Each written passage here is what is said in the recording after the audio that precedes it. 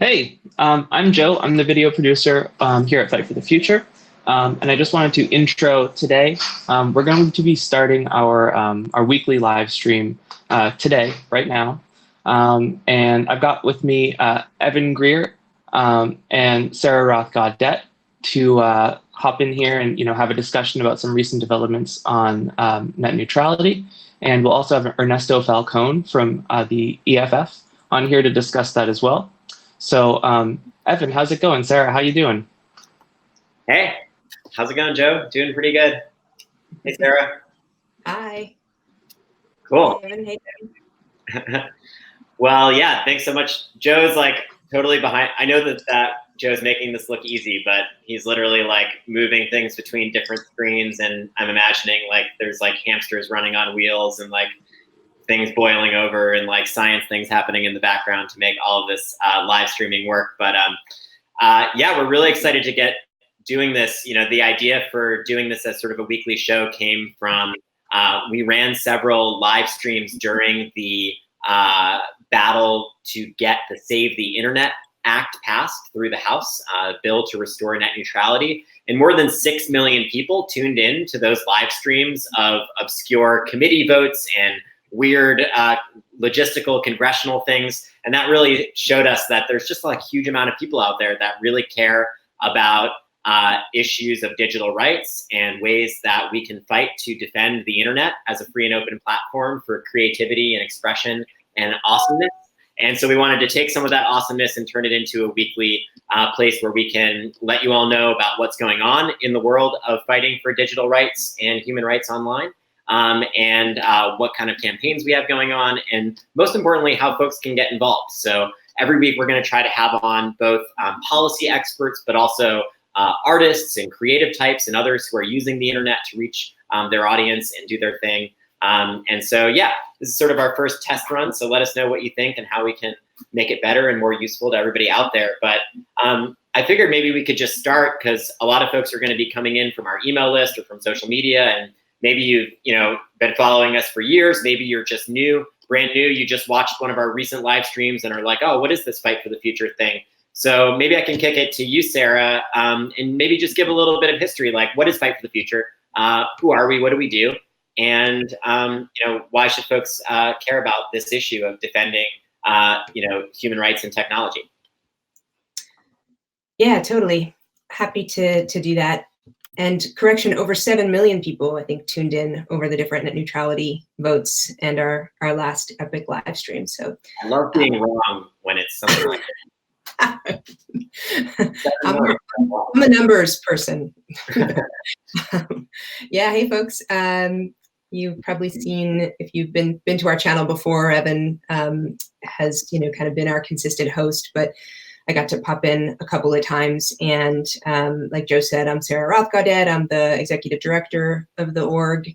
And Evan and I kind of have the reins of our own, and yeah, and we're this has been a lot of fun, these live streams, and we're excited about sort of bringing you all regular weekly content and hearing from you all too. One of the most fun parts has been the chat stream and getting questions and comments, and just seeing conversations happen between users about various kind of questions or comments folks have about the net neutrality fight. So yeah, we're excited to be here and to invite, perhaps most importantly, other folks, experts and artists and various people who have just a lot to share about their perspective on the fight that we're engaged in. But yeah, I can definitely share a little bit of history of the org, and Evan actually has been with the org a bit longer, so she can definitely fill in some more details and perhaps stories. But just to start, I mean, we're Fight for the Future is a nonprofit organization, I think most folks know, and we were founded in 2011. To ensure that the web would hold freedom of expression and creativity at its core. It was a slightly more optimistic time. I mean, we retain our optimism about potential for the internet and technology to make the world better, but and more liberated. But that was certainly a big part of the initial founding of the organization, was to just like preserve and expand its transformative power. And the original co-founders and co-directors envisioned a world where everybody could take advantage of the internet affordably and free of interference or censorship, and with full privacy. And they're one of their first, well, Evan can probably tell us more about like the very first couple campaigns, but one of the first campaigns for which we were really most well known for, that kind of put us on the map, was our work to defeat the SOPA and PIPA bills, in which we worked with other organizations, of course, in the space too, like Demand Progress. But that was a big, we played a big role, and we were able to, I think it was the largest online protest in history, and putting together the internet-wide strike against the censorship that these bills would have brought. And so it was a huge moment for our organization, certainly a big moment for the fight for an open internet and freedom from censorship. But even just an even bigger moment in in kind of digital mobilization towards political ends, like this really showed the full power of the internet if harnessed.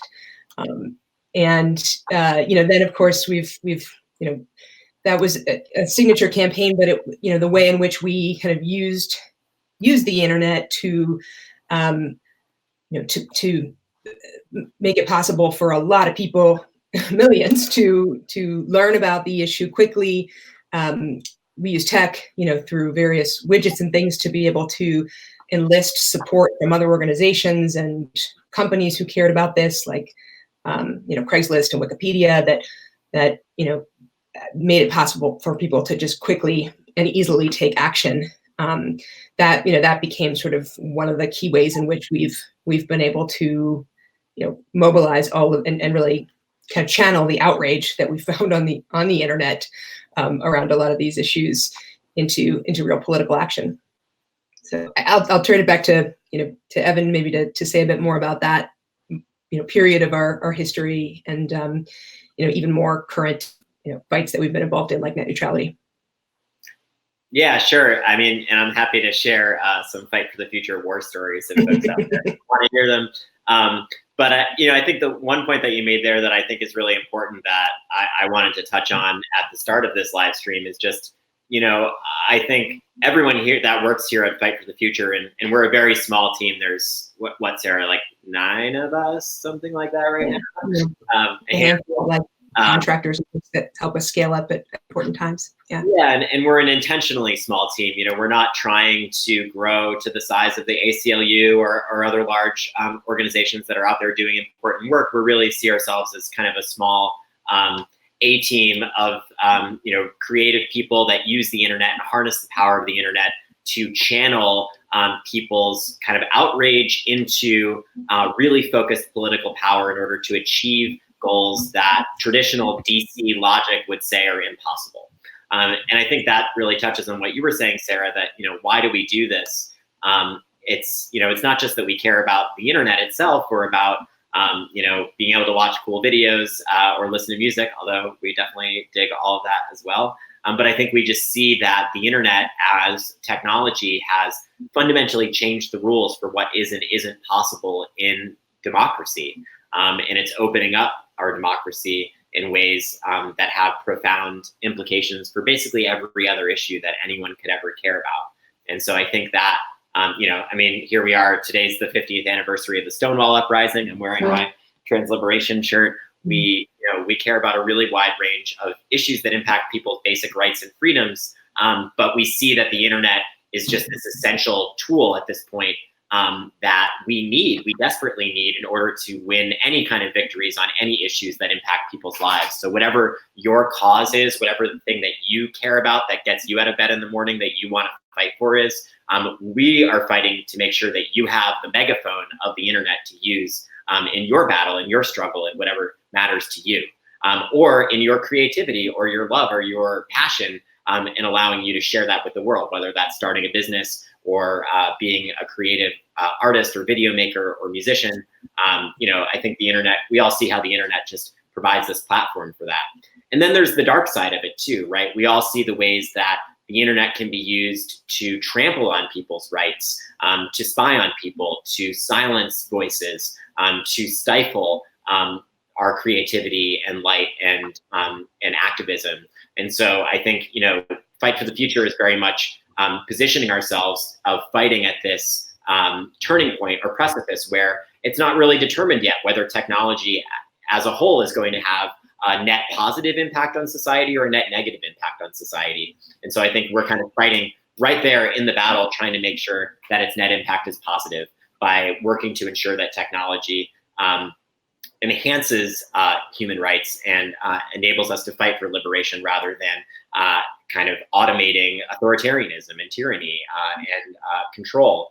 So that's kind of the battleground that I think we're fighting on. And there's a really wide range of issues that we've worked on kind of within the scope of that. But I guess maybe, Sarah, it'd be cool, we've got a little bit of time before our guest, Ernesto Falcone from the Electronic Frontier Foundation joins us. He's going to be talking about the net neutrality court case that we are expecting to have a court decision in pretty soon. But maybe it'd be cool for us to just talk a little bit about ourselves too. We like to talk about ourselves. So, Sarah, I don't know if you want to talk briefly about kind of what brought you to this work and why it matters to you. I obviously just talked a little bit about why it matters to me. But maybe we could do that for a second and then talk a little bit about ways that people can support our work.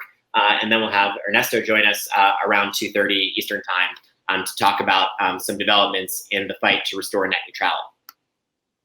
How's that sound? Cool.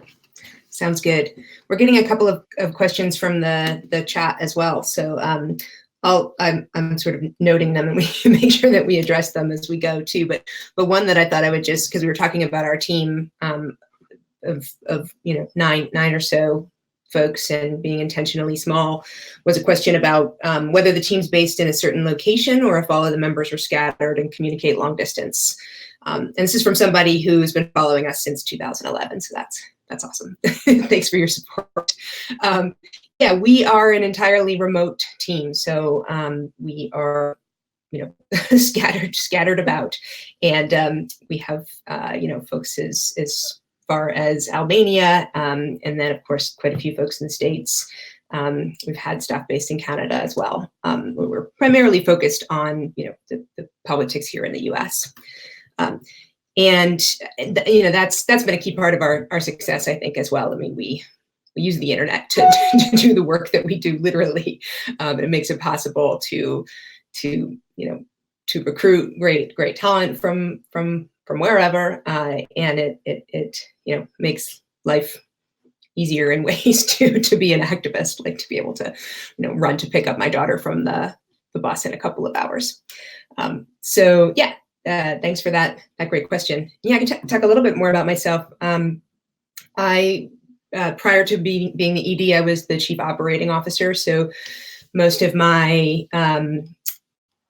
small teams, so we all wear a lot of hats. So today I'm literally wearing my Fight for the Future hat, designed by our amazing graphic designer, who's also great at designing merch as well, and has had a clothing line with his partner. And so go check that out at fightforthefuture.org. There's a link there somewhere. I was going to say, Sarah, where can people buy the hat that you're yeah. They're going to be like, yeah, darn, my mistake. I want to be fashionable. I know there's a lot of great stuff there for anyone's, or I think can fit a lot of different people's style.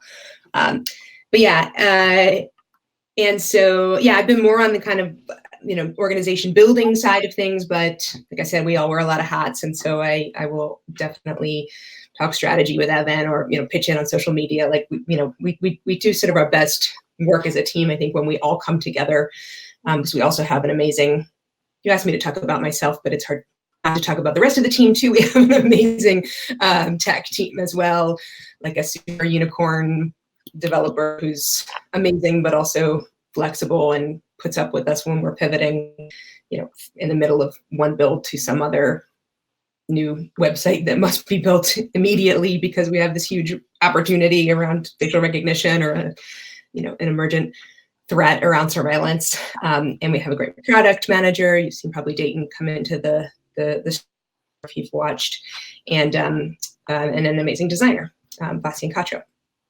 So yeah, that's sort of my side of things on the Fight for the Future team. But before coming to Fight for the Future, I was doing just a ton of kind of field and grassroots fundraising specifically. I worked on a few different electoral campaigns, and always been sort of in management and operations when it comes to kind of being more behind the scenes, working with the people who are making things happen, and making sure that we have the tightest possible systems, and we're raising the money that we need to as we go. Part of the reason that I've come to Fight for the Future and have stayed here and have been so motivated to work on these issues is because I've seen the way in which it's really revolutionized what we can do in activism, and I spent years and years and years knocking on doors and talking to people individually, and that work is still really important. But the scale of what we can accomplish, on the internet and using digital tools is, and reaching people who, wouldn't have necessarily opened their door or wanted to talk to a stranger. Just tons of people who care and are looking for opportunities to be involved. And there was one other question about someone said, we'll probably talk about, good chance we'll talk about ways to support us financially before we wrap this up. But a question came from somebody on the stream about ways that, I think they said specifically, I'm broke. What can I do to help other than make a donation? So maybe I'll toss that over to you, Evan, if you want to talk a little bit about ways to engage in our campaigns. Yeah, for sure. And I mean, this is a great question. And look, I often can't donate to the causes that I care a lot about. And, I think we all, have that, understand that, sometimes that's really hard. So, and in the end, while donations and grassroots fundraising definitely make work like ours possible, it also is only possible with so many people out there that are taking action. And I know it sounds really simple, but really just staying on our email list, taking action every time we send out a petition or a way for you to contact your representative or lawmaker, it really does make a difference. And I'll also say that, I've come from a long background of doing a wide variety of different organizing and campaigning. And there's definitely been times in my life when I've been like, petitions don't do anything. And, there's sort of some truth to that, in the sense that petition alone can't change the world. But we at Fight for the Future aren't just running petitions. We're always looking for how to move exactly the right pieces on the chessboard in order to build the type of political power that we need to make change and to win campaigns.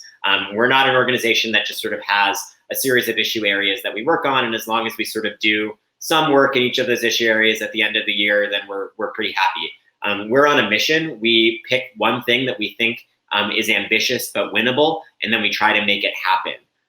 And so, when we're reaching out to folks about contacting members of Congress or tweeting at specific members on a certain committee or things like that, know that we've put a lot of thought into exactly where we need to exert political pressure at a certain moment in order to make change. So I think that's just one, really basic thing. But, if you're not already on our email list or following us on social media, make sure to connect with us in those ways, because a lot of our political power comes from just the fact that we can reach really large numbers of people and tell them exactly what the most helpful thing that they can do at any one given moment is, whether that's make a phone call to their lawmaker or their state legislator or their city councilor, whether it's to write a letter to the editor or get something in your local paper, or whether it's to show up for a protest outside of a corporation or a government office.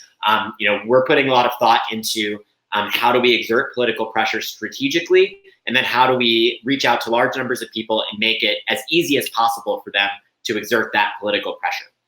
So, we try to make it so that, instead of having to go look up your member of Congress's phone number, you can come to one of our pages, drop in your phone number, we'll call your phone, we'll connect you directly to the person you need to talk to, we'll remind you, what the bill is that you're calling about, things like that, to make it easy for people. Because I think one of the things that makes our government so broken is that it's much easier for corporations or institutions that have lobbyists, that have lawyers, that have armies of interns that can do research to participate in our political process than it is for ordinary people to make their voices heard. So Fight for the Future is all about using the internet to build tools, to build campaigns, to build messaging that makes it so that ordinary people have a voice in our democracy, not just lobbyists and corporations and special interests. So, again, I know that's sort of a long-winded way of just saying, stay in touch with us and look for opportunities to take action, but those actions really matter. So if you're feeling like, I'm not doing enough, all I do is like sign these petitions when Fight for the Future sends me the email, that is making a difference. It does make a difference. So even if you can't donate, like stay paying attention and take action when we reach out, because we really do put a lot of thought into when we ask people to take action and what actions we ask them to take.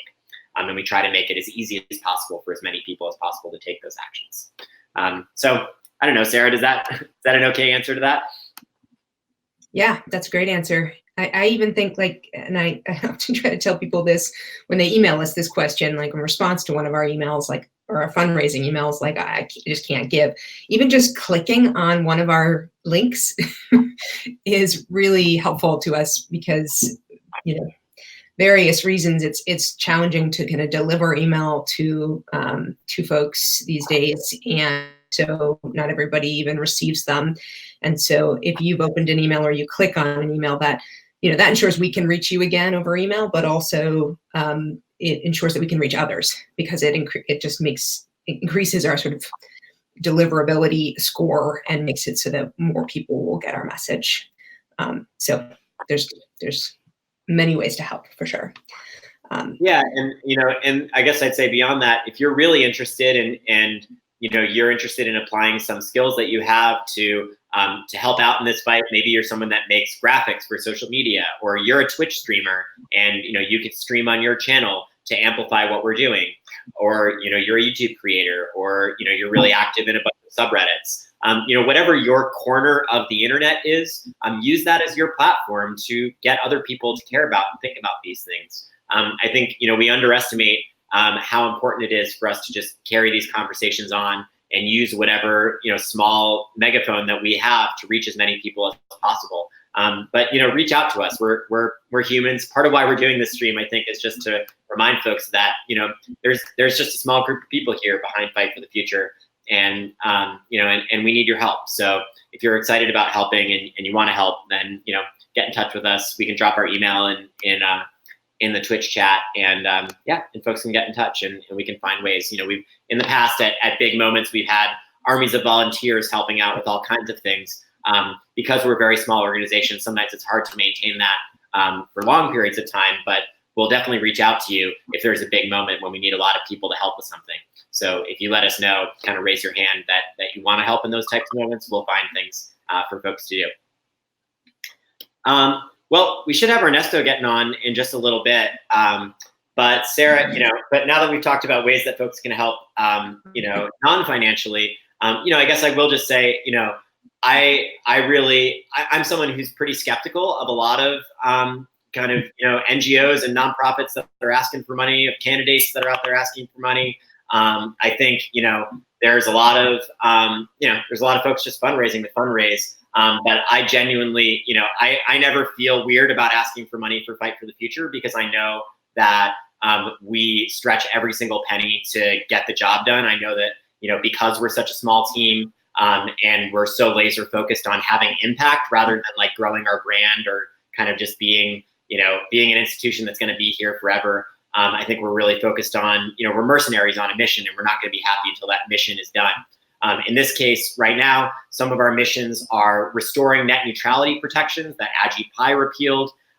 We're about to launch, and this is the first time we've even talked about this publicly, but I can let the folks here watching know, we're about to launch a major national campaign calling for a ban on government use of facial recognition surveillance technology. I believe we'll be one of the first organizations to come out calling for a complete ban on that dangerous and invasive technology.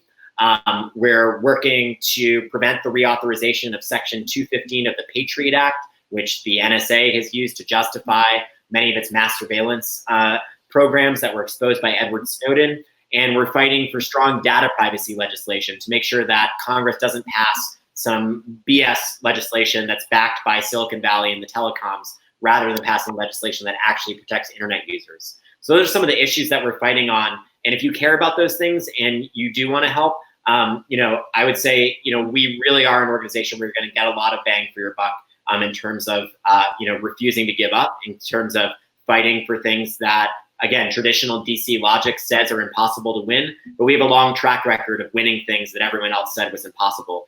That's kind of what we do, is we try to make the impossible into the inevitable by harnessing the revolutionary power of the internet. So if that gets you jazzed up, Sarah can tell you how you can help out. Cool. Yeah. Thanks for teeing it up. It's like Evan said before, not everybody can donate, and there are so many ways to support us. But it is also true that even very small donations go a super long way. Part of the reason that we're asking often is because it is a big source of our revenue. We have two different organizations, and one is a kind of traditional charity. So we can get sort of some big donors who are looking for that tax deduction, or a foundation to give us money through that organization. And that's great. But it's restricted to what we can use it for like educational purposes. And then we have a what's in tax code is called a 501c4, and that is an organization, a nonprofit organization, again, that can do lobbying. We don't do very much of the go into a congressperson's office to do lobbying, though sometimes we work with other groups that do, but we do the kind of grassroots lobbying. And we count on funding that through individual donations. And our average donation is, I think, something like $15. So part of what makes, Fight for the Future in a great organization is in my opinion, is the fact that we're able to we have flexibility. Whatever we're working on, we can just kind of set a goal and go for the jugular and just go on a mission to make it happen. And we don't have to worry about using certain tactics other than ones that we ethically feel comfortable with, and that can be going right after our Congress members and showing them that their constituents support it, or putting a billboard in their home district, because that's funded through individual donors giving an average of $15. So that means there's lots of people giving $3 and $5 whenever they can, and that's really huge. So to make a donation, it is just go to our website, fightforthefuture.org, but it's donate.fightforthefuture.org, but there's donate buttons everywhere. And then there's other support us as well. Like I mentioned, buying merch, some of the proceeds go to our work. Getting a great VPN if you don't already have one, from private internet access. If you go through our site and you get a VPN from them, some of those profits go to support our work, which is awesome. The same thing is true at a bundle link for gamers. There's also a way to support us through Twitch. You can actually gift your you have like a certain amount. I think it's like $2.50 you can give every month through your Amazon subscription, which we have directions on that are kind of complicated, but worth it because it's not your money.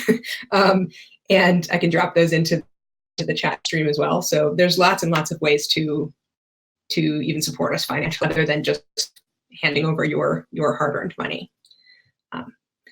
So I'll leave you there. I think we have Ernesto. Hi, Ernesto. And I'll turn it over to Evan to kind of intro the conversation we want to have there. But Thanks, everybody, for the time today. Talk to you soon. Cool. Thanks so much, Sarah. And yeah, hey, Ernesto, how's it going? It's going well. How are you doing? I'm doing really good. So yeah, Ernesto, just to catch you up, we were, this is our first of these, kind of doing these on a weekly basis. So we were kind of just giving folks out there who are watching, quick history of the org and some of the issues that we work on. And, I'm sure that anyone that's been following us for a little while is going to be familiar with the Electronic Frontier Foundation. You're sort of like, our like auntie or like, I don't know, like cool. You're a cool aunt. How about that? That works. You okay with that? Cool. But yeah, EFF, has obviously been doing like super powerful work in the digital rights space, and just defending basic rights in the digital age the way that we do as well for years. And Ernesto is someone that we work with a ton on all kinds of issues.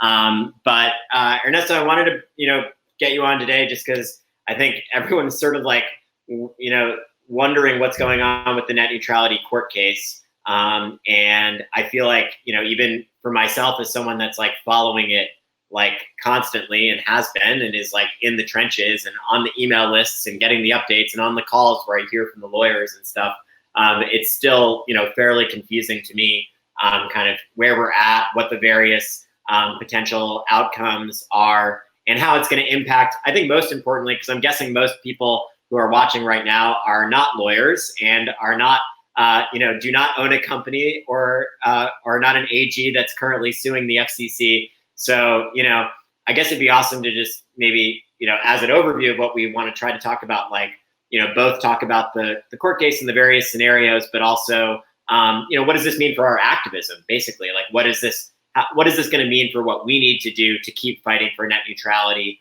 this year and, between now and say 2020, which when it seems like, there will be certainly more inflection points on this. So I guess that, by way of setting it up, that's kind of maybe what we could get into, but maybe could we start like, some folks watching might not even know that there's a court case about net neutrality. So can we start there? What's going on? Who's suing who and what's happening? Yeah, of course, absolutely. And broadly speaking, so the FCC, issues its restoring internet freedom order, which is their means of repealing net neutrality and also effectively deregulating at the federal level all ISPs.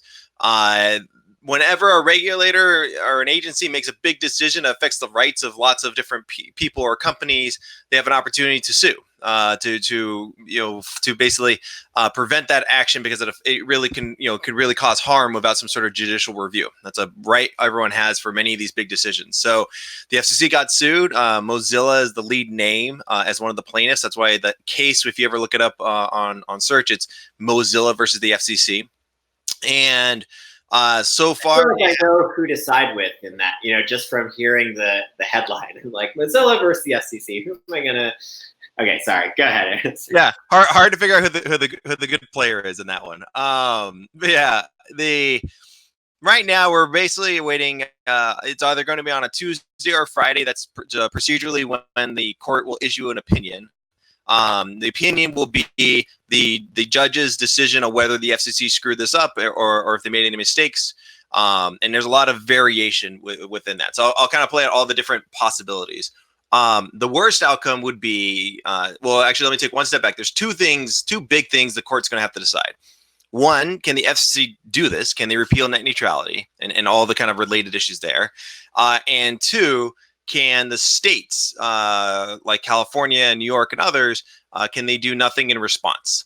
Because what the FCC did as a favor to Verizon and AT&T and Comcast right before they deregulated them federally is they also tried to say through what's called preemption, the states are not allowed to regulate these companies either. So not only are we giving up on consumer protection, privacy, and all the other important things, but we're going to make sure every state's not allowed to do anything to fill the void.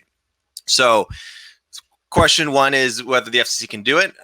There's a possibility of the FCC winning. There's also a pretty strong possibility of the FCC losing. And probably one of the strongest arguments that we saw in the debate that happened between the lawyers and the judges was this issue in California we had where Verizon was throttling firefighters.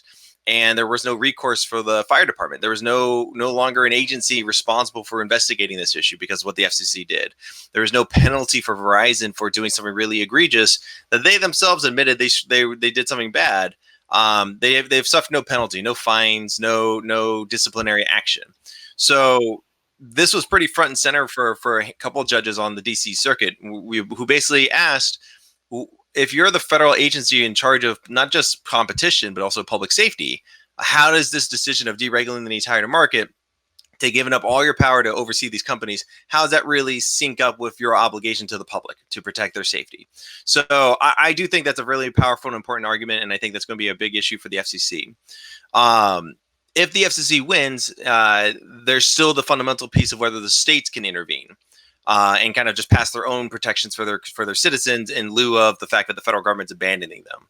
So I think that's a big reason why a number of states like Vermont and Montana and New York through executive orders, as well as Oregon and California and a few others through state laws, responded to the FCC. So it could be a situation where I think for activism purposes, thinking out for our mutual efforts at Fight for the Future and EFF work very often on rallying the people on these issues. We may lose federally, but then we have this backstop of making sure every state protects people's right to an open and free internet.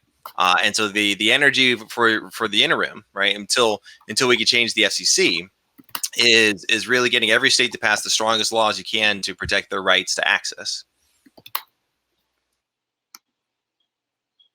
Cool. You caught me right as I was tweeting out about the fact that we're on with you right now. So no worries. Well, and I guess the thing I forget to mention is this is the middle court, meaning the appellate court. It could the ISPs, if the ISPs lose, they're going to appeal to the Supreme Court. So there'll be a period of time where we have to wait to see whether the Supreme Court takes it up or not. They could reject it, as they've rejected past cases that dealt with this issue. It's not really ripe for them to look at this kind of stuff anyway, because you don't have is a situation where multiple different courts in parts of the country have different opinions, and the Supreme Court's trying to sort that out. The DC circuit has been consistent in one thing. Yes, the FCC can enforce net neutrality. Yes, it can do under Title II of the Communications Act. The question we don't know the answer to is, can the FCC abandon all its authority and yet still serve its statutory purpose as an agency that's supposed to protect consumers? That's kind of the core question that it's facing right now. Got it. So, and I want to just go back to the point you made about Verizon, because, I'm sure probably most people watching were following along, but I mean, that definitely, again, like even as someone who follows this closely, I mean, that hit me really hard. It was just like, especially reading like the actual, I think there was like a transcript that was released of like the emails back and forth between the person at the fire department whose job it was to just try to like figure out what the heck was going on here, and Verizon. And, in the end, it's sort of like, I doubt no one at Verizon was sitting there being like, what we should do? We should throttle these like firefighters who are trying to save lives. Like, wahahaha. But it's like they screwed up. They screwed up really bad, and they're a business that like provides a service, and there's nobody there to basically like do anything about it or to make sure that it doesn't happen again. And I think that's something that a lot of people don't recognize.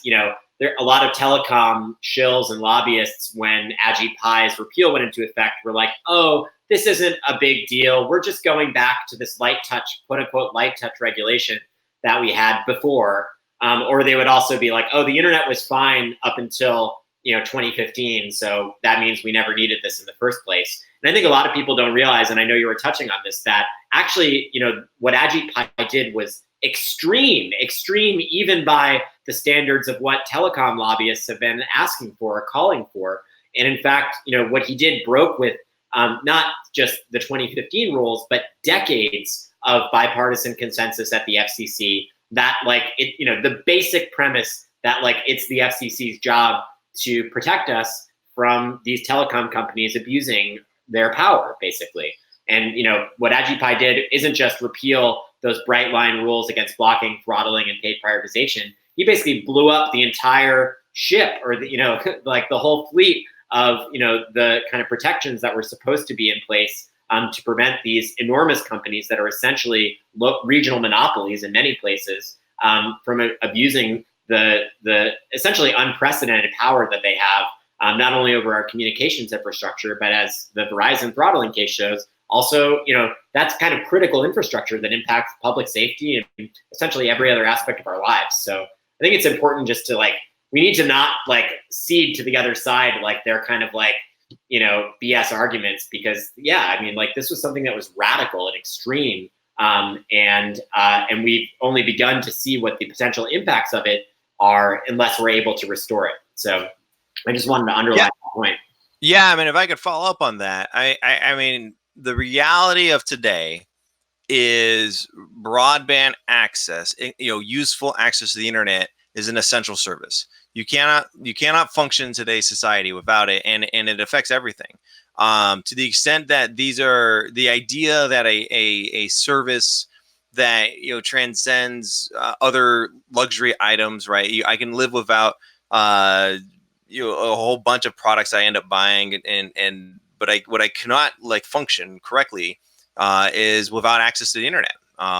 Jobs, healthcare, access to your family and keep in touch with your friends. And to your point, the fundamental fact is when everything goes awry and there's an emergency of a huge fire, that was the issue in California, one of the biggest fires we had in our state's history.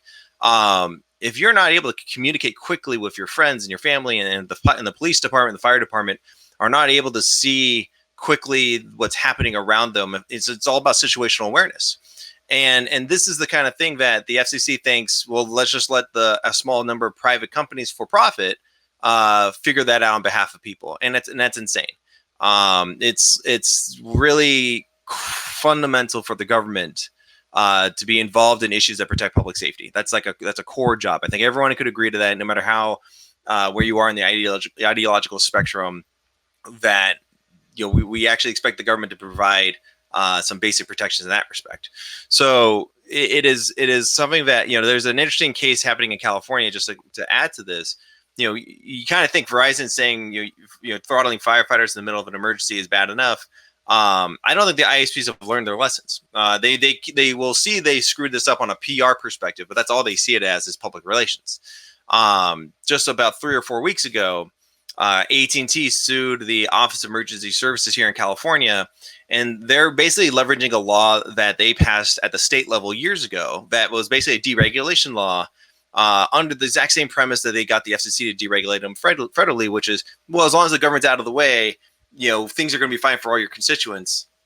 And this is a situation where they're leveraging that a state law on the premise that the state government shouldn't have oversight over us building the emergency 911 system that's connected to the broadband. And this is just the mindset they have is doesn't matter how essential, how much life and death is connected to the thing we're selling.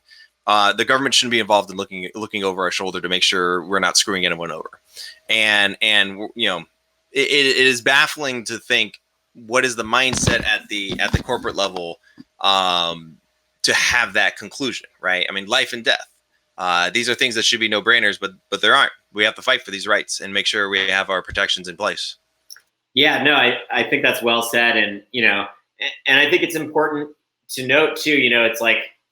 It's hard. It gets complicated, and this is something that kind of, again, the telecom industry is really seizing on. I mean, look, I am, we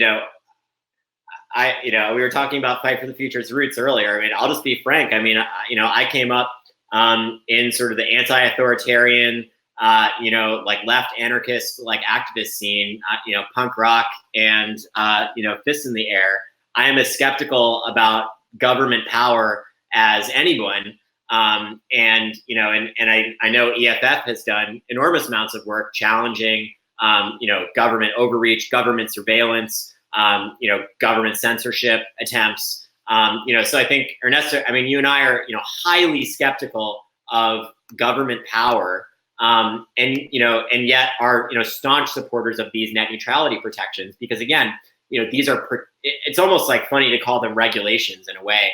I mean, I think that word at this point has sort of been largely co-opted or has become a bit meaningless. And especially because the other side sort of wants to frame this as regulating the internet, which sounds like a bad thing. That sounds like the government's going to tell us what to say and what to think and what we can watch, when in fact net neutrality protections are actually the opposite.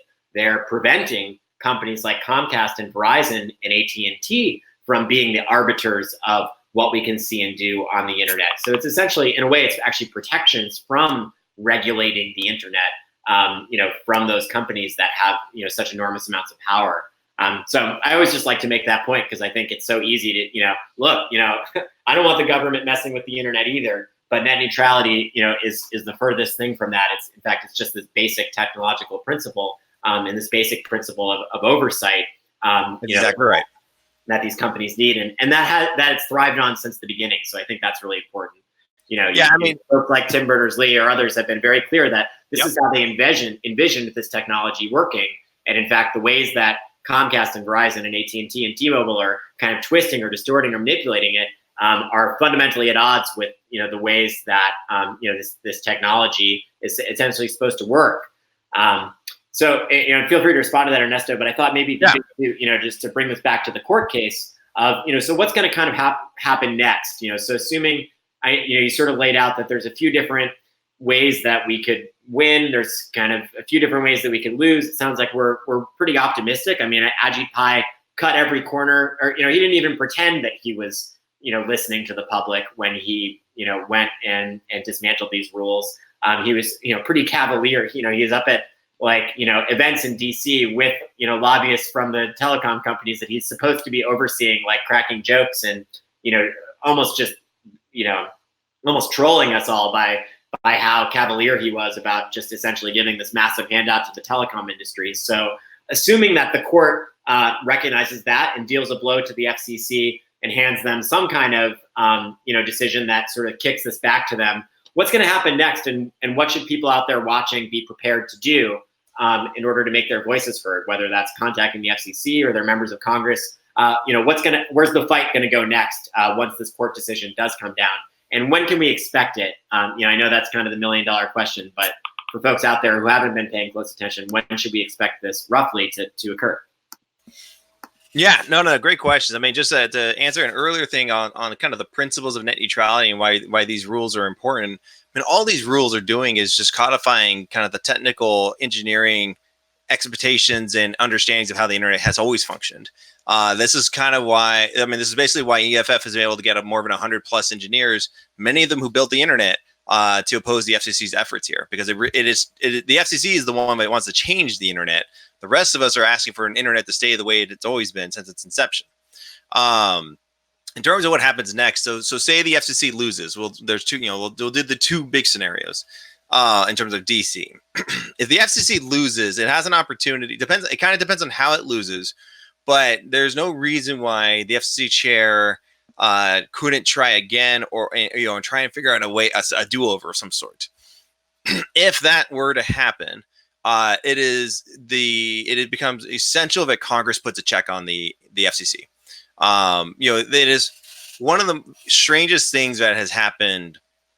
You from kind of a more trolley standpoint, from even from some FCC staff that work for the committee or the commission, they flaunt the fact that they don't care what people think. It is always frustrating to watch. If you follow any of them on Twitter, you'll see a lot of them will make jokes about, oh, people were worried. Well, and make fun of that worry, and simultaneously ignoring the abuses the ISPs are doing.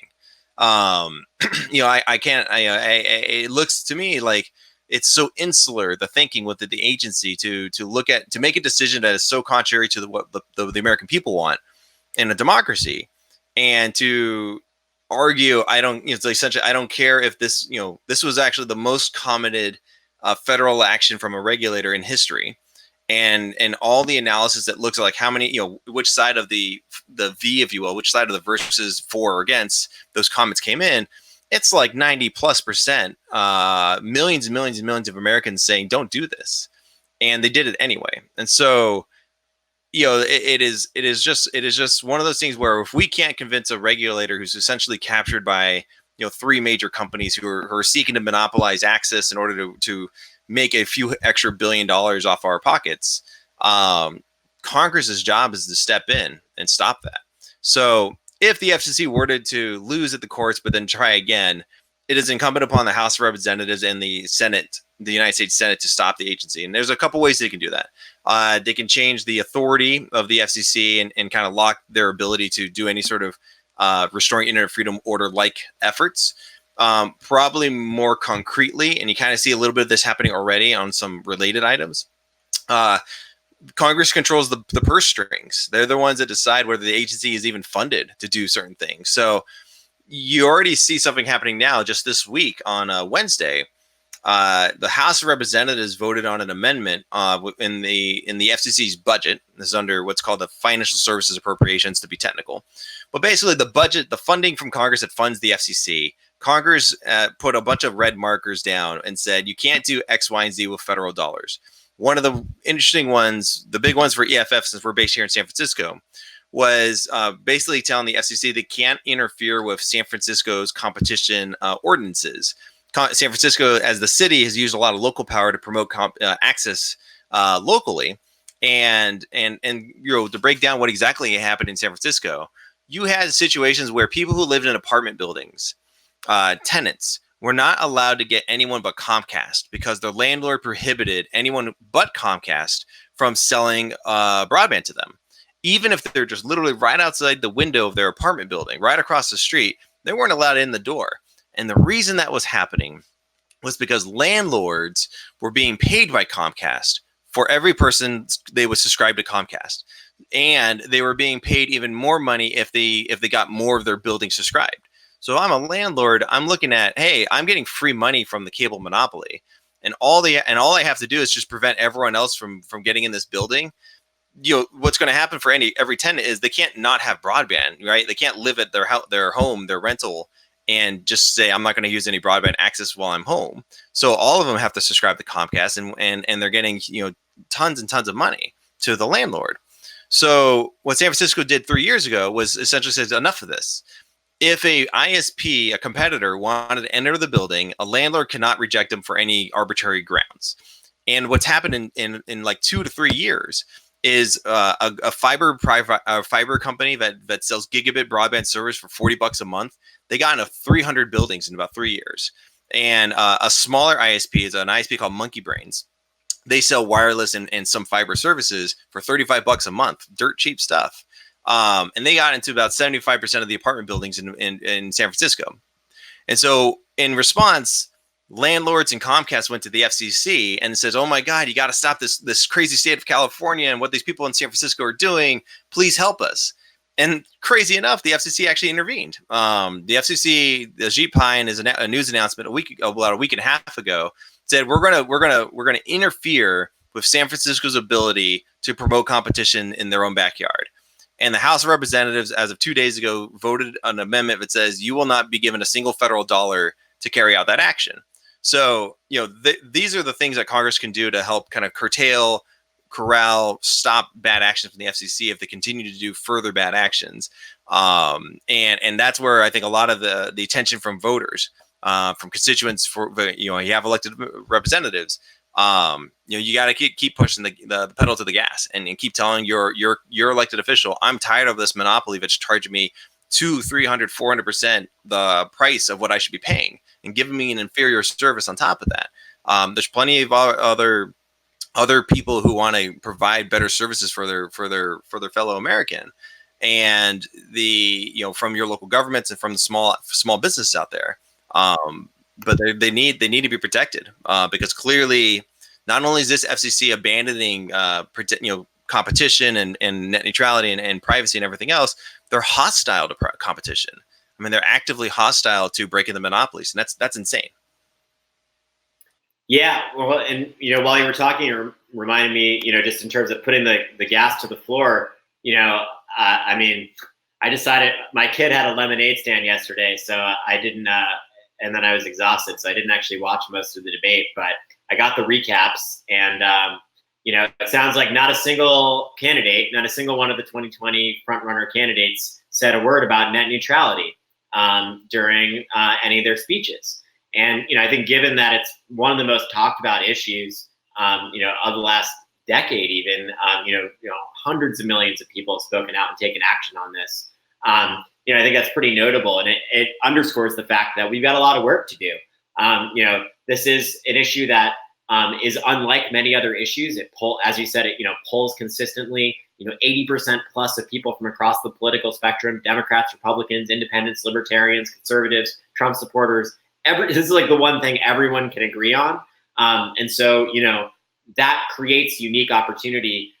If we're strategic, if we're smart, and if we are relentless and don't give up, we have to remember our members of Congress work for us. We are their boss. And so, I think often we can forget that, but, the internet gives us an opportunity to show them that we're their boss. And we really have to use it. So I think especially, it's important that it's really helpful that you broke down some of these different scenarios, because I think we need folks to understand that, especially as this fight drags on, we don't have the same, I'm just going to be frank, we don't have the same numbers of people that are paying attention to this that we did on, back in December, on the day that, the FCC repealed the rules and it trended across Twitter, and it was like, the whole internet was kind of like, going hard on it. But we still have all of you all, there's like more, 100 people or so watching out there, and, millions of people that have tuned into the Twitch streams over the last few, votes that we've had. We had hundreds of thousands of people take action.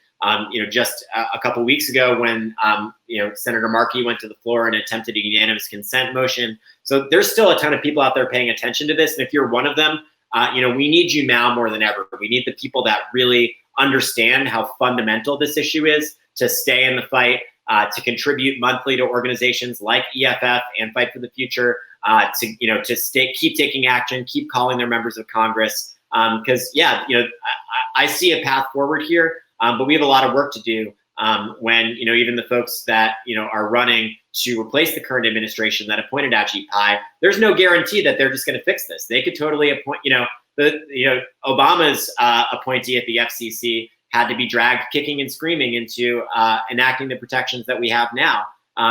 Some of you all were around for that fight and probably remember it. So there's no guarantee that politicians from either party are going to restore net neutrality. Both parties take enormous amounts of money from the cable companies and the ISP, carriers. And, if we're not mobilizing large numbers of people, making our voices heard, they'll always screw us over unless we fight for it. So I guess that's just a way of maybe wrapping up. But Ernesto, any last thoughts of, what should people do if they want to make their voice heard? And especially like the day the court decision comes down, what should your average person do? They hear on the news, oh, that federal court decision happened, whether we win or we lose. What's the first thing that someone that hears that should do? Yeah, I mean, just the broad picture here. I worked in DC for a long time. I worked in Congress for a handful of years, and I'll say that there is this perpetual game of special interest money that tries to stall, prevent progress, and really prevent us to make the general average person's life better for their own self-interest. The countervailing force that's always more important to any politician is people on the ground and whether they think they're losing voters or not. So the one thing I really want every person who sees this to understand is people still matter, and they matter more, even though it feels like the money's controlling so much. The reality is, if you're mobilized and you're vocal, it doesn't matter. It doesn't matter how much money they're pouring in, because at the end of the day, a political person is self-interested in staying in office. And if they're going to lose the very people who put them in office, then they're not going to keep that position, and they're going to be replaced by someone who will speak to the people who are mobilized, right? So it is always important to stay active, and it's always important to be engaged, and to make sure the political class know you're engaged and know that you're watching what they do. I think and then just like in terms of the immediate sense, once the court makes its decision, look to groups like Fight for the Future on kind of what that looks like in the landscape, because we kind of have to see what the decision is. And I'm a follower of Fight for the Future, and I would say just do what they tell you, because we all think of this together, and we all think of like what are the moments of activism, and we're choosing these moments because it impacts the political process in the halls of Congress and in the executive branch, and it's all contingent on regular people taking action and picking up the phone or sending that email in. You heard it from Ernesto. Just do whatever we tell you. No, I'm just kidding. But for real, we'll definitely be reaching out. We'll send out alerts and emails and get on social media to let folks know how they can help when that moment comes down. And yeah, I couldn't agree more. I mean, the money talks, but organized people talk louder. And, sometimes it doesn't always feel that way, but, we can see that even where we are now. I mean, even the fact that we're talking about these rules and defending them and trying to get them restored, we got to remember no one expected those rules to go into effect in the first place. The cable companies spent enormous amounts of money trying to stop that from happening. And they've spent since then enormous amounts of money trying to pass bad legislation to basically make that vacuum permanent. And they've failed at doing that. We're actually sort of winning in the overall battle to make sure that we beat back bad, weak legislation that's framed as a compromise but actually undermines net neutrality. And as long as we can continue to succeed to do that, then we've got the court case, we've got these state fights brewing, and we're building bipartisan momentum in Congress. And it's only a matter of time before we get these rules back into place. But we got to keep fighting. We got to keep making our voices heard. So keep in touch. Follow EFF. Follow Ernesto. Follow me. And subscribe to the Twitch stream so that you get a notification when we do this. We'll be doing it next week at 2:00. And Ernesto, thanks so much for joining us. You want to say any last words? That sounds kind of threatening. Any last words, Ernesto? Before? Thank you for having me, and I couldn't agree more. Awesome. All right. Well, it's always great to chat. And Joe, any last words from you, our magic live stream producer in the background, turning knobs? And not particularly. I'm happy that everything went well today. Cool. All right. Well, and to all of you out there, if you have any last questions, I'll hang out in the chat at least for a couple minutes and try to answer a couple questions. But this was fun, and we'll be back here at 2:00 Eastern next week. So thanks, everyone. Have a great afternoon.